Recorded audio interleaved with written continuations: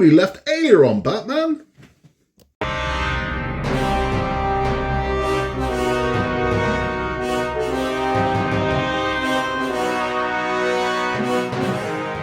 Hello there, my little two-faces, and welcome back to Build with the Boys. We now have Hachette's Build the Batmobile Tumbler number 61. In this one, we build the left aileron.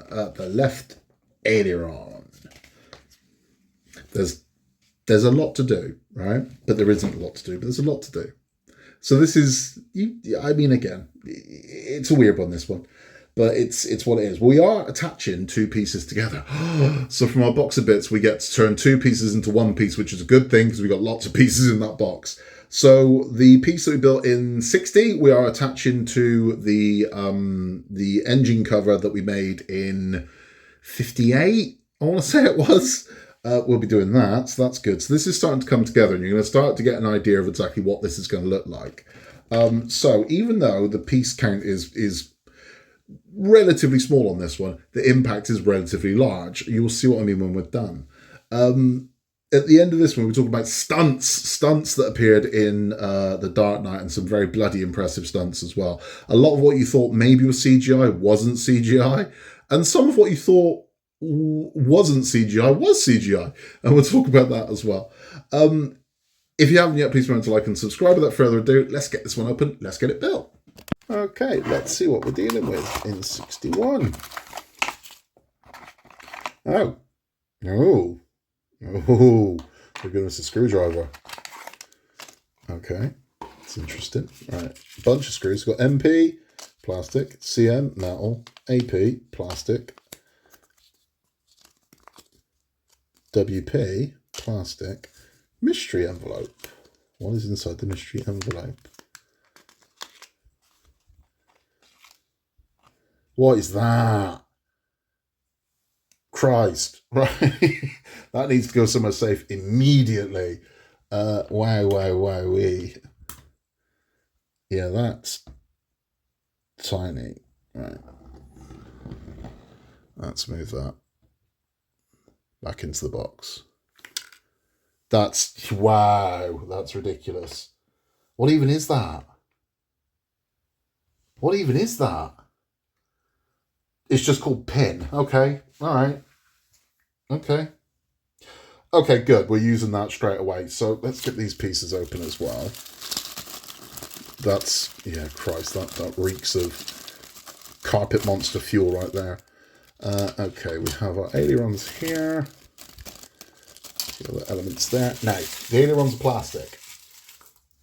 Do not let that panic you, because these are going to move. So we don't want them being big and heavy and weighted, because if we did, they wouldn't move. They wouldn't move freely, put it that way. Right, let's have a look what we're doing. Let's get this built. Okay, now, we need to start with one of these pieces. You'll see we have two that look similar, but are not the same. So how do we know which one goes on first? Well, it's this one. So if you're struggling with this and thinking, which one do I put on? It's this one. Can you see there is this indentation on there? This is the one we're using first. This is the one the pin goes through. Okay? So now we know. Now we've got to thread that tiny ass pin through this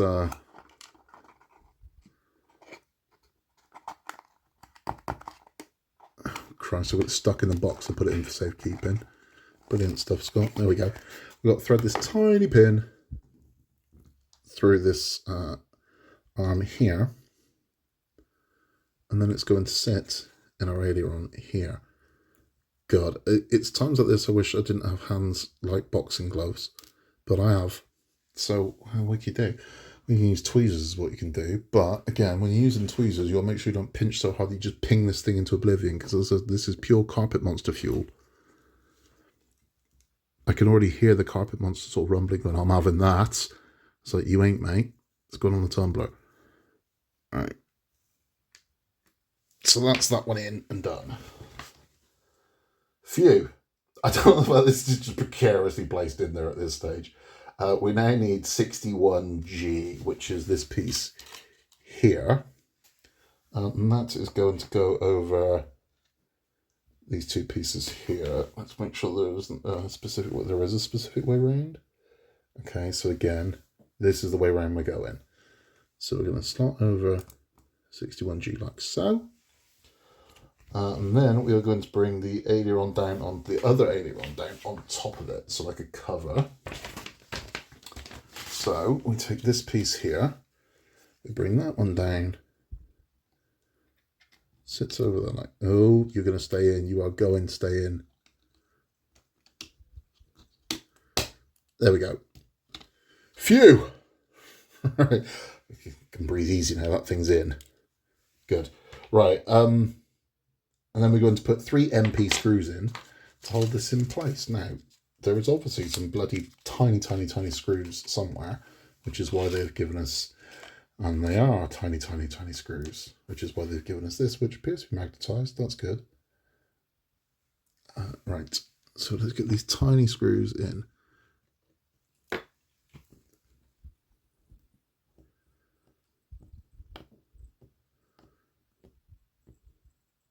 One. These are minuscule.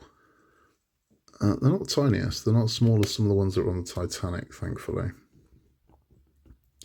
Because black against black is not the easiest thing for these ancient eyes of mine to see. Okay.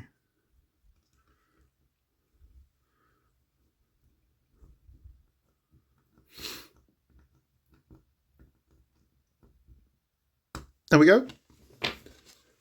So those are in. Now we're putting this to the side and we're working on a different piece. So that goes over there, and we are bringing over this piece that we built in the last issue and this piece as well.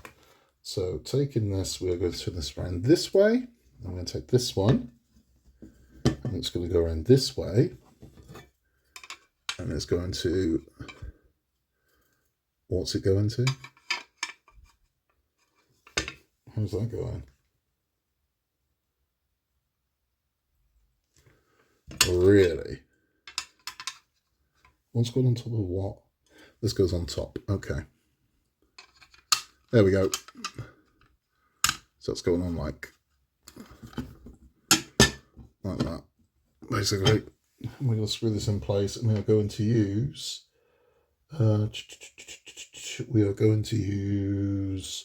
what screw we got? CM screws. Now CM screws, I remember, have a bit more body to them, so they've got a bit of heft, which I'm happy about, because we're going to need that if we're going metal into metal. If I'm right, I might be wrong. No, they are. They're quite a little squat screw. So we will use 3-in-1 for that. Okay, touch of 3-in-1 all on the tip.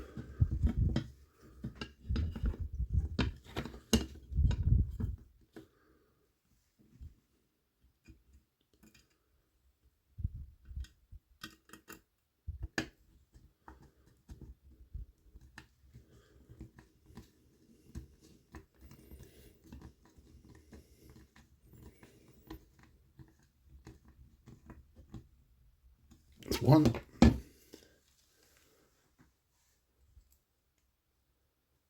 Touch of 3-in-1 on this one.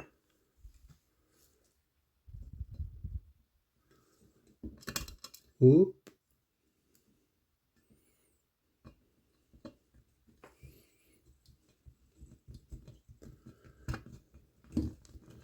Let's run the second one. There we go. Tighten this one up. That's it. Right, so we've got that all screwed in together. There's a bit more work to do on this now. So, we are focusing on this corner over here. Now we're going to take this air intake here, and this is going to fit in like so. So that's going to go through there and drop onto there. And then we are going to take our aileron, right, through there and hold onto there. Flip this one over, taking the aileron we just built. Bloody hell. This is going to be fun. Right, that's going to hold over there like that. And then we've got to screw this in, but I'm going to have to hold this from the bottom for that to do that, because there's nothing holding that. Right, what is that held in with a WP screw? Right, let's get this all prepped up, because this isn't going to be easy. Right, so we finally got that one screwed on. That is not bloody easy. There is a tiny, tiny, tiny screw that has to go in there, but you have to hold this up from there. Then you have to hold this at the right angle. You have to get these in. It's like, wow, that's not simple. Looks good. Wasn't easy, but it's in. That's all that matters. It's in now, so we're good. What we do have to do is we have to screw these in from the underneath. So we're going to flip this one over, and we are going to get these screwed in, and we're going to use AP screws in which to do that. So turning this one over, there should be space for 2 AP screws here and here. So let's get our AP screws open.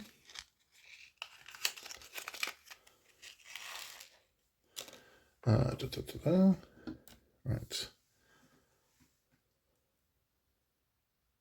Yeah, that was tricky. That was tricky, but that's what it is. You know, it's done now. That's all that matters. Right. So AP screw number 1 is going in here. It's the first one. AP screw number 2.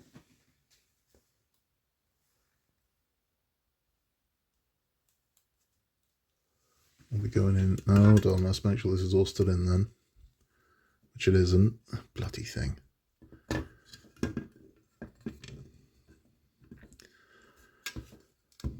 Alright, let's get this straightened back up.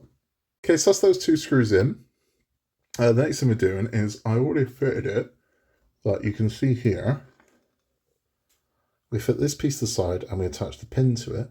I'm going to turn it around and we're going to pop in 2 AP screws into either side to hold it in place. Now, don't do what I did and overscrew, because the one will pull out against the other.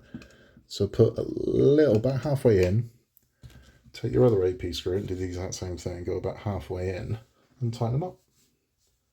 That way it stops it from pulling one side out and having to split back over it and do it all again like I had to do.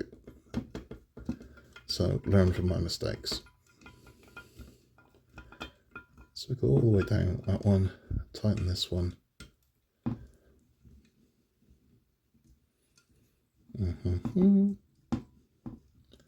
So tighten that one up, flip this one over, and there we have it. That's looking nice. It's looking nice, looking good. Look at that.